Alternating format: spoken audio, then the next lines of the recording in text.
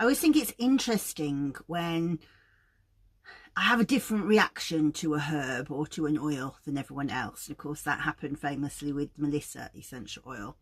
But I also have a really different relationship to hyssop than other people seem to. And today I'm going to talk about how I see hyssop essential oil working on the etheric field, on the subtle bodies, and how I see it working vibrationally.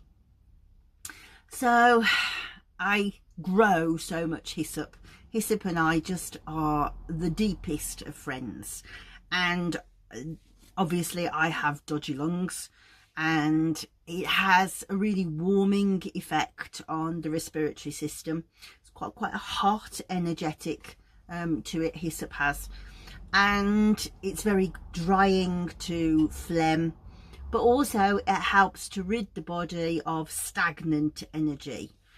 And this is such an incredibly ancient herb. Probably the most important herb of the priestly class when you look at the Old Testament. If you look at Leviticus, you can see all of the teachings for the priestly classes, and they are taught that hyssop, or Ezob, as it's called in the Bible, Ezob is used for cleansing. Even there are recipes for cleansing with Ezob for people who have leprosy. So it was really well regarded. And if you look to the Vatican still clear people energetically with hyssop. So it's called the Asperges Me, which means to cleanse me, rite. So when they do it, they say, "Sprinkle me, O Lord, with hyssop, and I shall be purified. Wash me, and I will be whiter than snow." And that is done in the anointing of the sick. So the reason why this is such a tremendous oil to use spiritually rather than medicinally is because in some ways its medicinal properties are too powerful. And that is partly because of a chemical group called ketones, and ketones can be neurotoxic because they activate the brain so strongly. Ketones are really good for breaking down phlegm, as I say, but also scar tissue and things like that. But it would be an oil that you would use in really small amounts. But when we're using it spiritually, and particularly using it as an inhalation, what we'll see is it has this incredible lifting effect to the energy, the whole vibration of the etheric field. Battaglia talks a little bit about the Chinese medicine, and I think it's really quite interesting. He says hyssop oil strengthens and balances the metal element, which is thought, and invigorates the Po. The Po teaches us life lessons through grief and loss, and this can be a difficult path that some people cannot follow. And those people who cannot let go of their hurts cannot grow, become wiser, and to learn from their difficulties.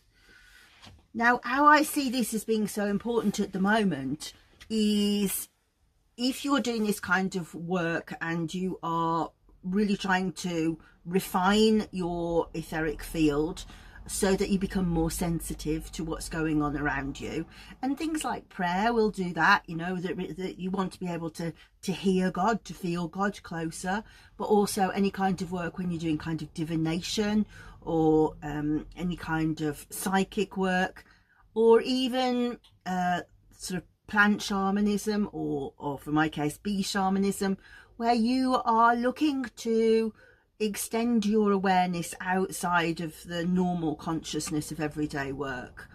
What you will probably notice at the moment is there is huge amounts of turbulence, and I mean, you only have to look at the news to know that that's true. But when you are picking up people's vibrations, certainly here, because I can't speak for other countries, but I would say that it's true. You know, there's this underlying worry that we can't pay for things, that people are angry with each other. People are you know, hearing the narrative about AI that probably won't have jobs, and there's this like anxiety all of the time. And as you walk through town, and as you are walking through other people's etheric fields, especially if you've kind of grown your etheric field to be farther out, you will pick that up. And so Hyssop is really good at kind of imagining it. It's a bit like these negative energies can be like ticks, you know, they hold on for dear life. And Hyssop's very good at going and relax and go.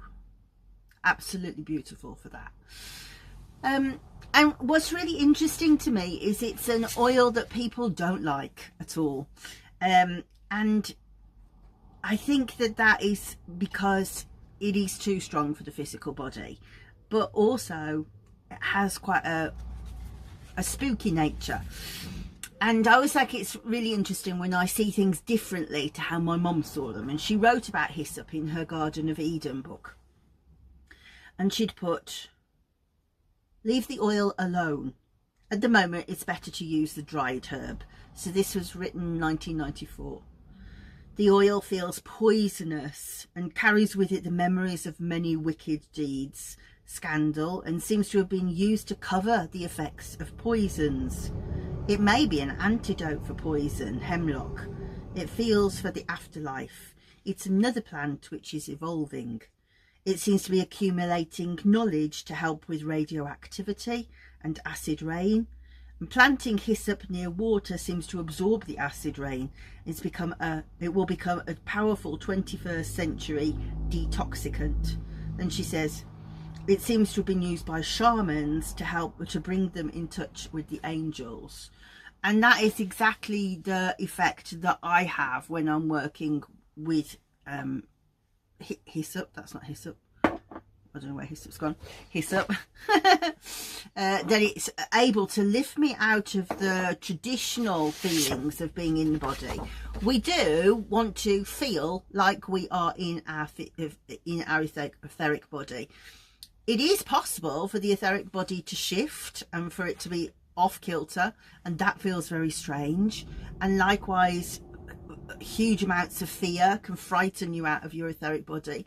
So when we're doing aura healing, we do actually want to have the person completely centered, and that's great for everyday life. But if you want to do sort of spiritual work, and in particular, I've talked quite a lot this month about the work that I do when I'm doing meditations for peace, and I am going up onto the astral plane. It's helpful to be able to move out of your etheric body, to move into operating out here rather than in here. So hyssop doesn't really have that many effects on the lower etheric bodies. It completely acts out here. And I am feeling more and more over the past few weeks that I want to stress that essential oils have properties, but they are not miraculous. The people who use them are miraculous, who work with them, who know how to work with them in really tremendous ways.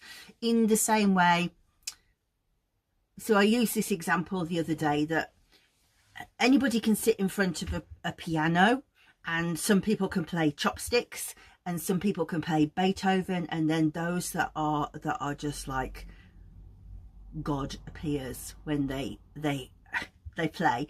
And of course there is like the backroom piano, and then the baby grand, the Steinway. So there is a difference in the instrument, but actually if you can't play the piano, it doesn't help you when you're sitting in front of a Steinway. You're not going to become the master pianist, you know.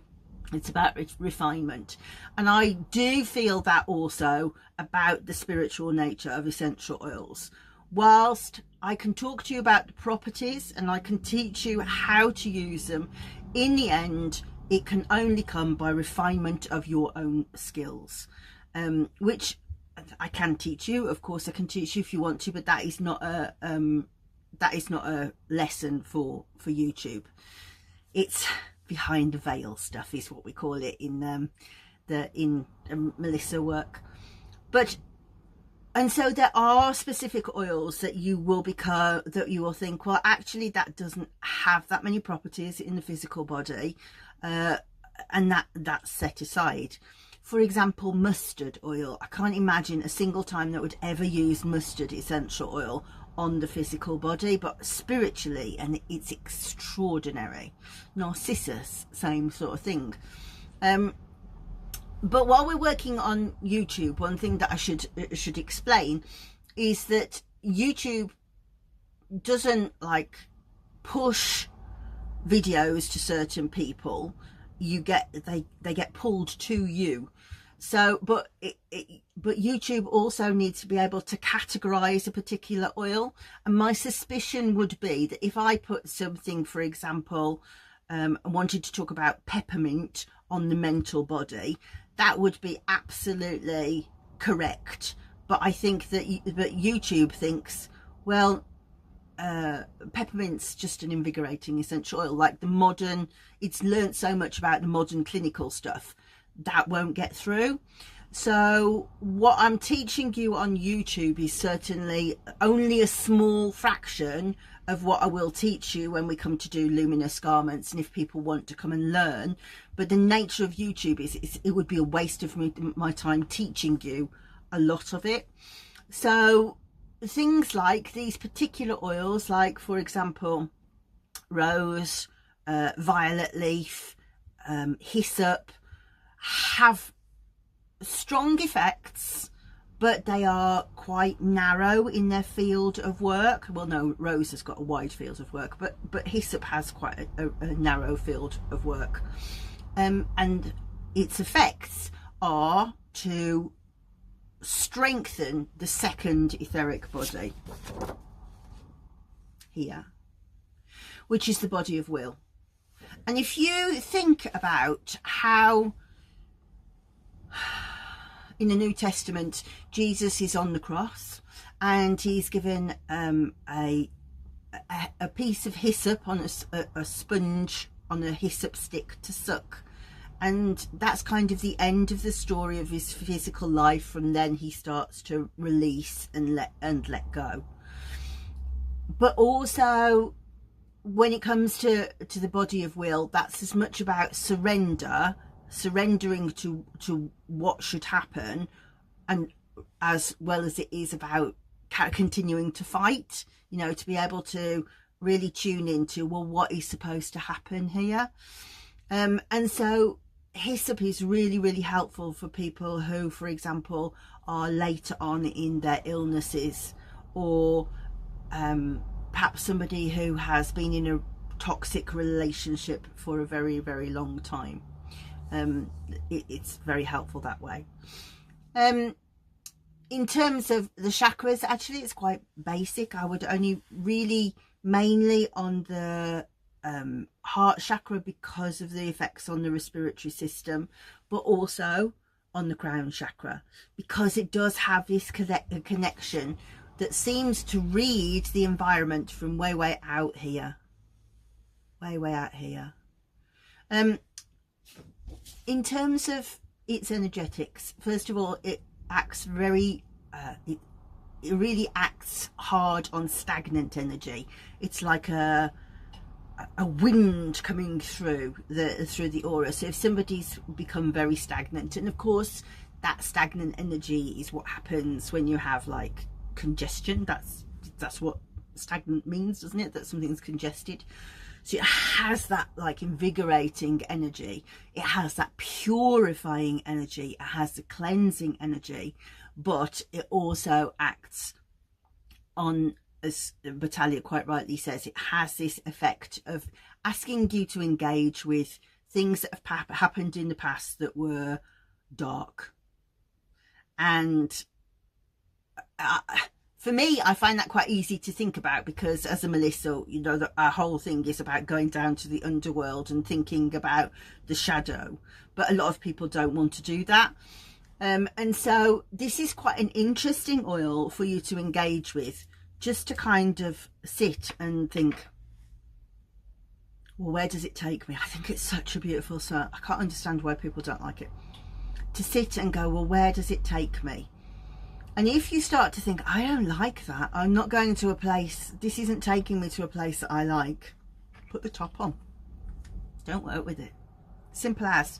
It's a really good illuminator as to what kind of pathway it'll take you on. I love hyssop. So as I say, on the in terms of the etheric field, mostly it is stimulating, it is cleansing, purifying, and so kind of note the difference there. Kind of the same word, cleanse, purify, but purify in terms of becoming more pure of spirit. And yeah, just kind of allowing the old stuff to come back. Do we want the old stuff? Not everybody wants the old stuff. So I think that hyssop is a really interesting one to engage with.